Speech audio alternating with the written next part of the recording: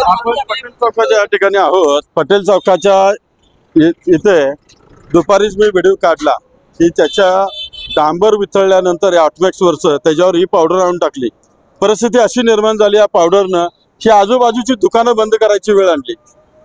हे दुकानं बंद करायची वेळ आणली ही ह्या महानगरपालिकेचे कर्तृत्व.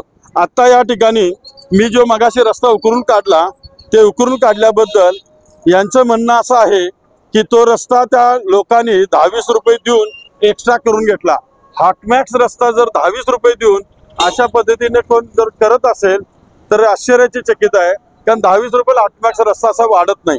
तर या नागरिकांना विचारतो, मित्रांनो तुम्ही इथं 10-20 रुपये देऊन रस्ता वाढवून घेतला असं म्हणणं आहे, खरं आहे खोटं आहे? तुमच्या याचं दर सांगा.